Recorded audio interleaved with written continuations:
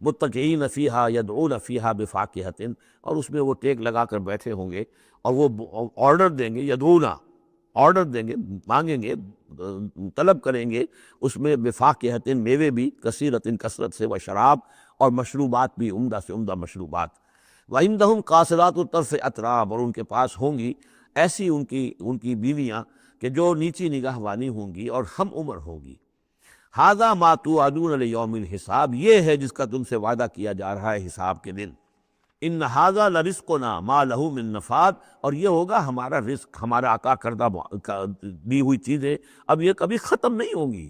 یہ نہ سمجھنا کہ یہ نعمتیں ختم ہو جائیں گی، یہ باقی رہیں گی ہمیشہ ہمیشہ۔ ھذا وان للطاغین لشر مآب، یہ تو ہے اہل جنت کا معاملہ، لیکن جو سرکش تھے، جو باغی تھے ہمارے، ان کے لیے ہے ایک برا لوٹنے کا مقام، بری جگہ، جہنم یصلونہا، جس میں وہ داخل ہوں گے، فبئس المہاد، اور وہ بہت ہی برا بچھونا ہوگا۔ ھذا فلیذوقوہ حمیم وغساق، اور کہہ دیا جائے گا یہ ہے اب وہ جس کا وعدہ تم سے کیا گیا تھا، فلیذوقوہ، اب وہ اس کو چکھیں۔ حمیم، جو کیا ہوگا وہاں، گرم پانی ہوگا، غساق، زخموں کا دھون، جو زخموں کو صاف کرتے ہیں جس پانی سے، پھر اس میں پیپ ہے یا کچھ اور چیزیں ہیں کہ جس سے انسان کی طبیعت ابا کرتی ہے۔ وآخر من شکلہ ازواج، اور اسی طرح کی اور چیزیں بھی جو بھی ان کو دی جائیں گی کھانے اور پینے کے لیے، وہ اسی طرح کی چیزیں ہوں گی، گھناؤنی اور بد ذائقہ۔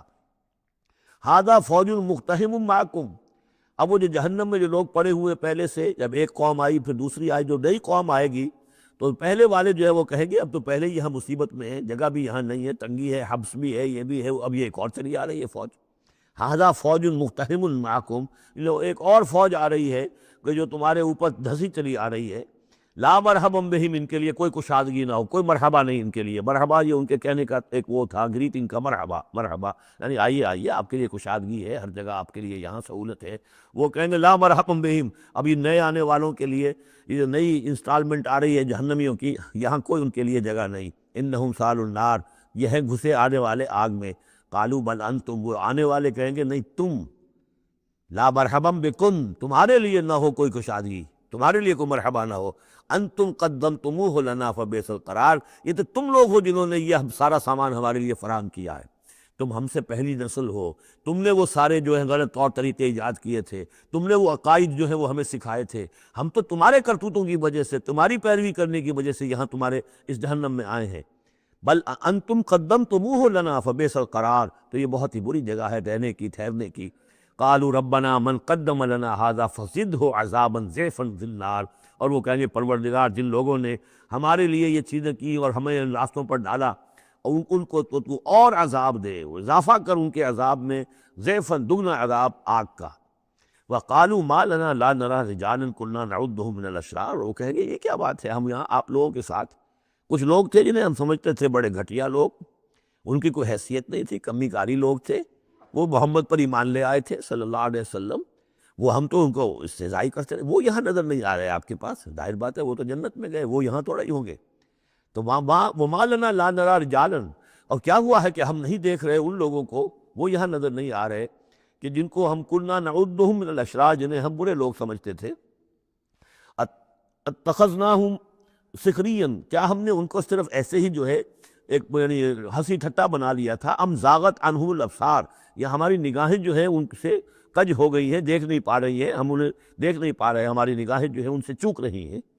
ان ذالک لحق تخاصم اہل النار، تمہیں یقین رکھنا چاہیے کہ یہ سب کچھ جو ہم بیان کر رہے ہیں حق ہے، یہی جھگڑا اور یہی جو ہے ان جہنمیوں کے مابین یہی تکرار ہوگی۔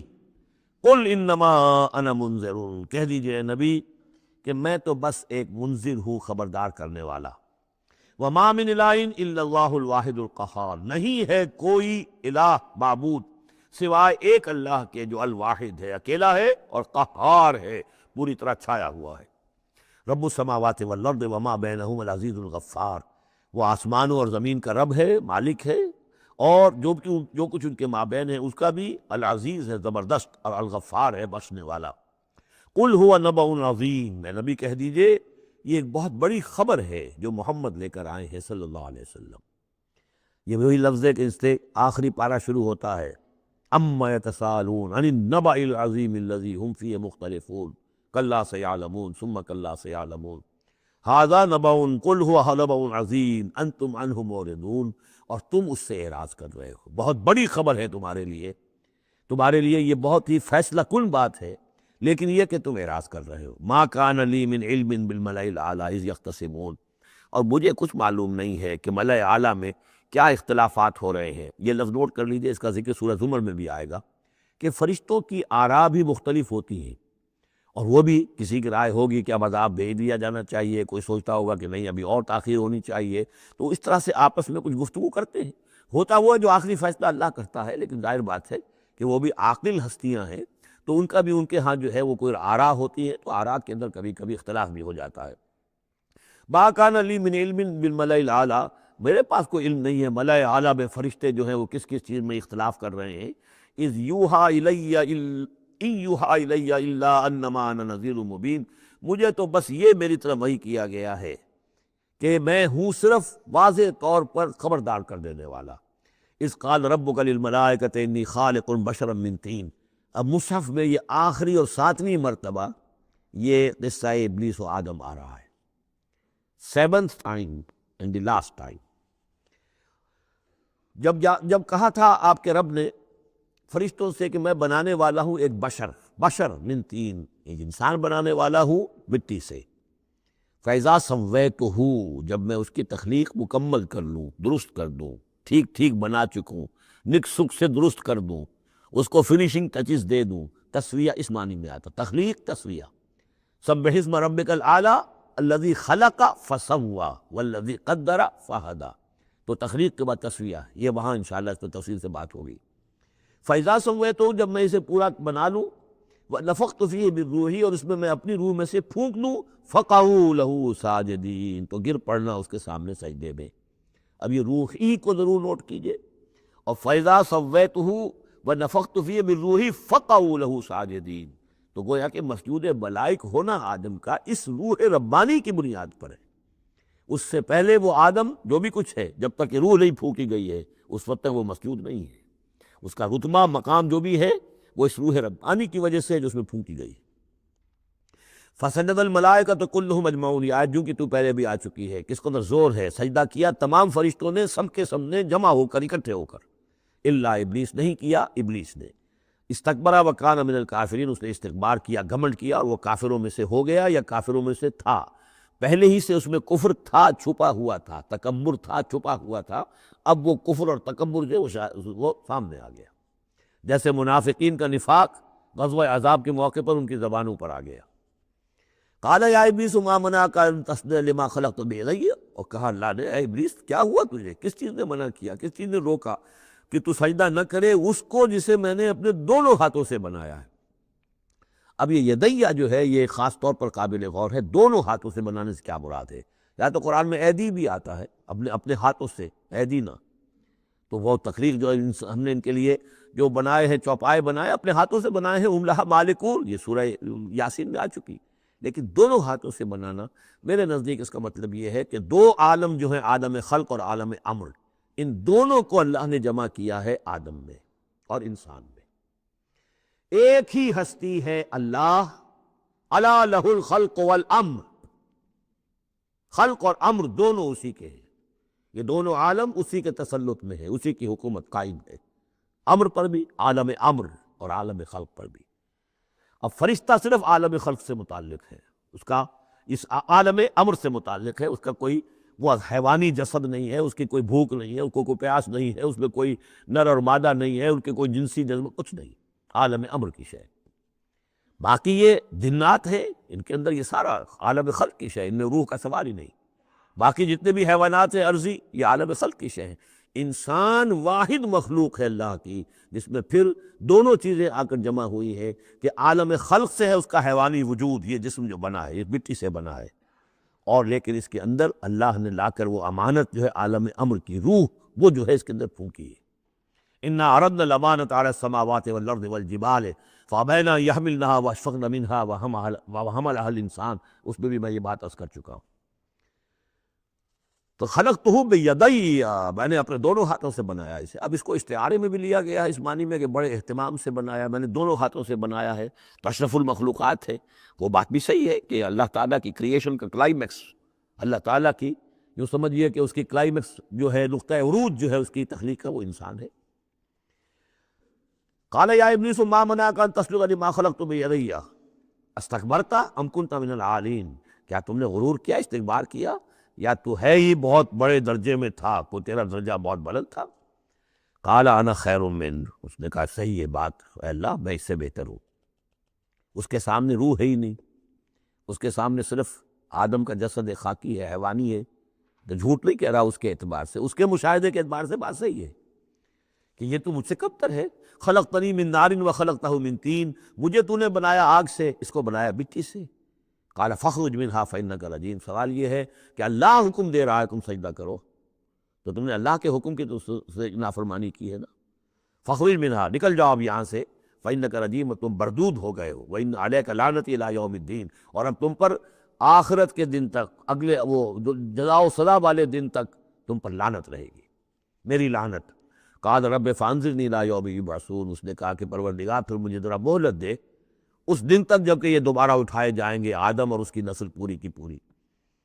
قال فإنک من المنظرین، اللہ تعالیٰ نے اسی یعنی استحقار کے انداز بس ٹھیک ہے جاؤ، تمہیں یہ دی گئی مہلت جو تم نے مانگا ہے، گرانٹڈ۔ الی یوم الوقت المعلوم، اس وقت کے دن تک جو معلوم ہے، طے شدہ ہے، یوم یبعثون جب آنا ہے اس وقت تک کے لیے تمہیں مہلت دے دی گئی۔ قال فبعزتک لأغوینہم اجمعین، اب اس نے کہا جب تو نے مجھے مہلت دے دی ہے، اے اللہ تیری عزت کی قسم، تیرے اقتدار اور اختیار کی قسم، میں ان سب کو گمراہ کر کے رہوں گا، الا عبادک منہم المخلصین، سوائے اس میں سے تیرے وہ بندے جنہیں تو خود اپنا بنا لے۔ مخلص، مخلص نہیں، مخلص۔ قال فالحق والحق اقول، اب حق ہے اور میں تو کہتا ہی حق ہوں، میری ہر بات حق ہوتی ہے۔ لَأَمْلَأَنَّ جَهَنَّمَ مِنْكَ وَمِمَّنْ تَبِعَكَ مِنْهُمْ أَجْمَعِينَ، تو میں بھی بھر دوں گا پھر جہنم کو تجھ سے، اور جو بھی ان میں سے تیری پیروی کریں گے ان سب سے جہنم کو بھر کر رہوں گا۔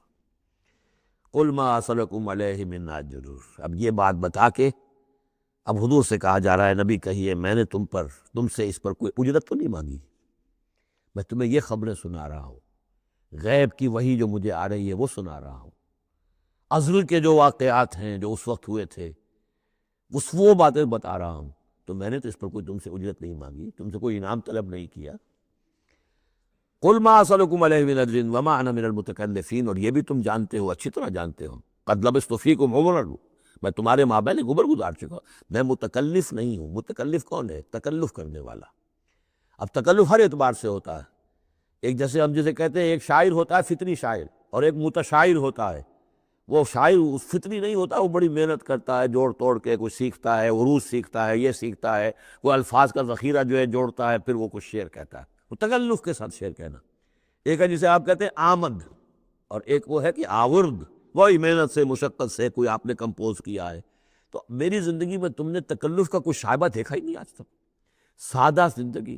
خاص طور پر یہ کہ کبھی میں نے شعر کہنے کی کوشش کی ہو، کبھی میں نے کوئی خود خطیب بننے کی کوشش کی ہو، اس کی کوئی مشق کی ہو، ما انا من المتکلفین، میں کوئی بنانے والا اور تکلف کرنے والا اور تصنع کرنے والا نہیں ہوں۔ ان ہوا الا ذکر للعالمین، نہیں ہے یہ مگر یاد دہانی اور نصیحت تمام جہان والوں کے لیے۔ وَلَا تَعْلَمُنَّ نَبَأَهُ بَعْدَ حِینٍ، اور اس کی جو خبر ہے، جو اس کا نتیجہ نکلنے والا ہے، جیسے سورۃ الطارق میں فرمایا انہ لقول فصل وما هو بالهزل، یہ فیصلہ کل بات بن کر آیا ہے قرآن۔ اب جو فیصلہ جیسے کہ ہم سورہ بنی اسرائیل میں پڑھ چکے ہیں، وبالحق انزلناہ وبالحق نزل، ہم نے حق کے ساتھ نازل کیا اور حق کے ساتھ یہ نازل ہوا ہے۔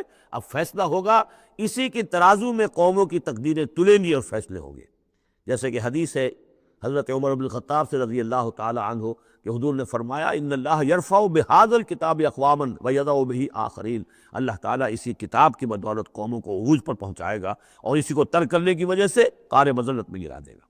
تو فرمایا وَلَا تَعْلَمُنَّ نَبَأَهُ بَعْدَ حِینٍ، کچھ دیر کے بعد اس کی اصل خبر ان کو پہنچ جائے گی کہ اس کا نتیجہ کیا نکلتا ہے۔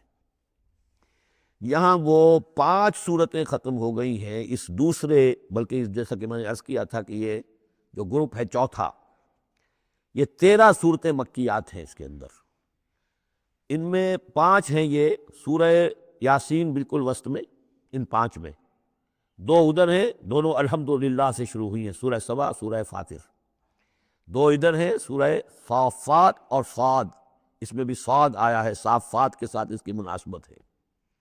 اس کے بعد 8 صورتیں وہ آ رہی ہیں کہ جن کو ہم سمجھیں گے اس جو اس وقت کا ترتیب ہے مصحف کی، کہ کورسپونڈنگ ترتیب جو ہے وہ ہے سورہ الفرقان سے لے کر اور سورہ سجدہ تک جو 8 صورتیں آئی تھیں، گویا کہ اسی طرح کی 8 صورتیں یہ آ رہی ہیں۔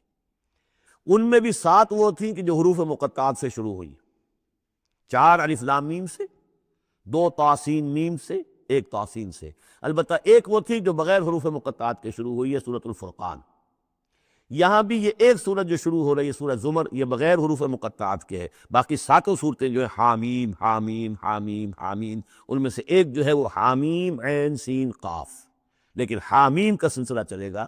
یہ 7 صورتیں در حقیقت ایک سیکونس میں ہیں، اور لیکن یہ بھی ہے معنوی طور پر یہ بھی اسی میں شامل ہے۔ اور ان میں سے اب یہ سمجھ لیجئے کہ جو پہلی 4 صورتیں ہیں ان کا مرکزی مضمون ہے توحید عملی۔ ایک ہے توحید عقیدے کی توحید، اللہ کو ایک ماننا اکیلا، لا ضد لہ ولا ند لہ ولا مثل لہ ولا مثال لہ ولا مثیل لہ، اس کے جیسا کوئی نہیں ہے، نہ صفات کے اعتبار سے نہ ذات میں، کوئی اس کا کفو نہیں ہے، لم یلد ولم یولد، یہ سب کیا ہے؟ یہ عقیدہ ہے۔ ایک ہے عمل کی توحید، توحید عملی، وہ کیا ہے؟ عمل کی توحید کیا ہے؟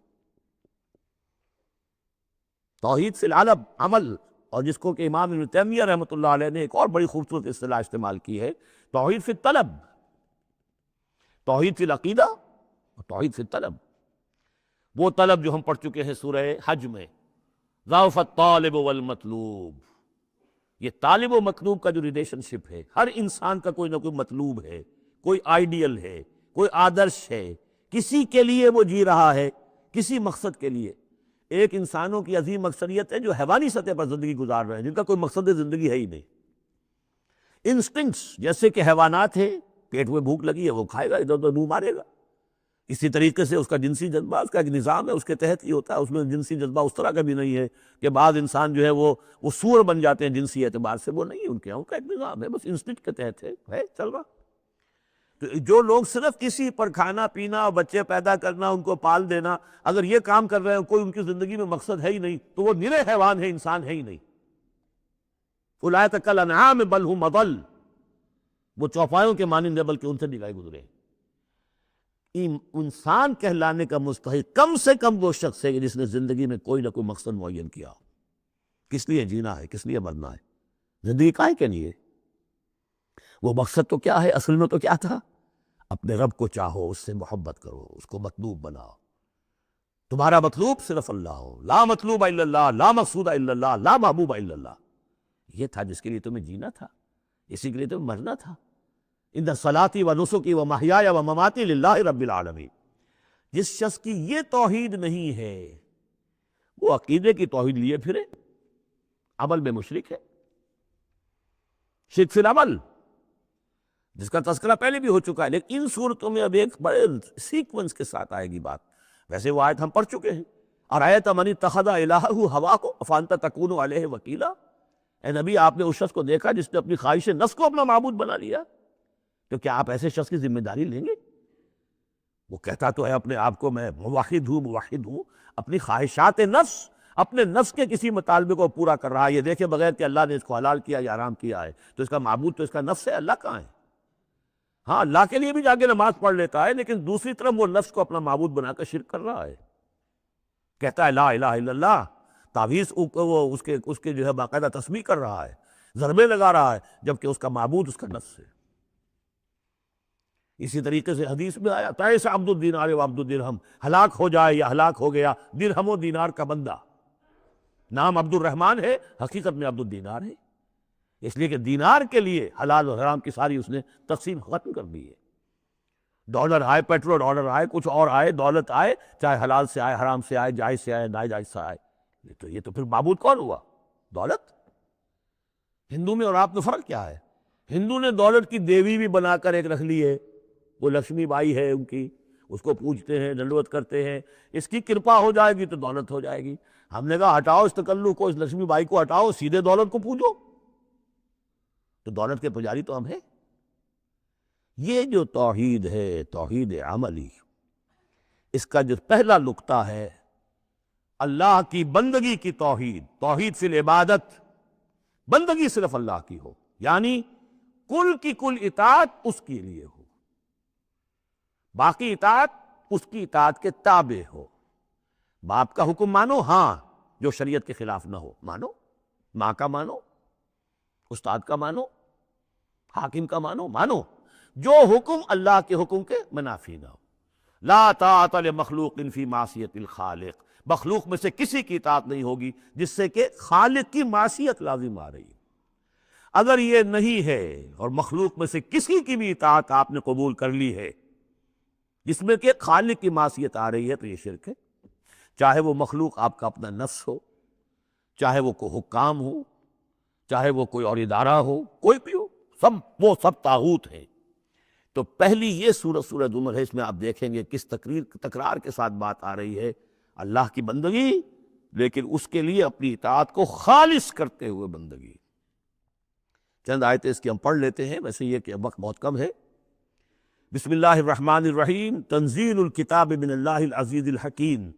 اگلی صورت شروع ہوگی تنزیل الکتاب من اللہ العزیز العلیم، صرف اتنا فرق ہوگا، یہ دونوں صورتیں جوڑے کی ہیں، آپس میں جوڑا ہے، حکیم اور علیم کا فرق ہے صرف، تنزیل الکتاب من اللہ العزیز الحکیم، تنزیل الکتاب من اللہ العزیز العلیم۔ اور یہاں حامیم نہیں ہے، وہاں سے حامیم شروع ہو جائے گا، جیسے سورۃ الفرقان بغیر حروف مقطعات کے ہے، باقی ساتوں صورتیں جو تھیں وہ ہم گن چکے ہیں وہ حروف مقطعات سے۔ اس کتاب کا اتارا جانا ہے اس اللہ کی طرف سے جو العزیز ہے، زبردست ہے، اور الحکیم ہے، کمال حکمت والا۔ انا انزلنا الیک الکتاب بالحق، اے محمد ہم نے آپ پر یہ کتاب اتاری ہے حق کے ساتھ۔ فَاعْبُدِ اللَّهَ مُخْلِصًا لَهُ الدِّينَ، بس بندگی کرو اللہ کی، اس کے لیے اپنی اطاعت کو خالص کرتے۔ بندگی ہو رہی ہے، نمازیں پڑھی جا رہی ہیں، عمرے ہو رہے ہیں، حج ہو رہے ہیں، یہ ہو رہا ہے، وہ ہو رہا ہے، اور طاغوت کی اطاعت بھی ہو رہی ہے، حرام خوری بھی ہو رہی ہے، جو کچھ سارا کچھ چل رہا ہے ہماری زندگیوں کے اندر، سودی لین دین بھی ہو رہا ہے، وہ سب کیا ہے؟ یہ تو خالص بندگی تو نہ ہوئی اللہ کی، یہ تو بڑی پالیوٹڈ ہے، اس کے اندر تو بڑی بڑی گندگیاں شامل ہیں۔ فَاعْبُدِ اللَّهَ مُخْلِصًا لَهُ الدِّينَ، اس کے لیے اپنی اطاعت کو خالص کرتے۔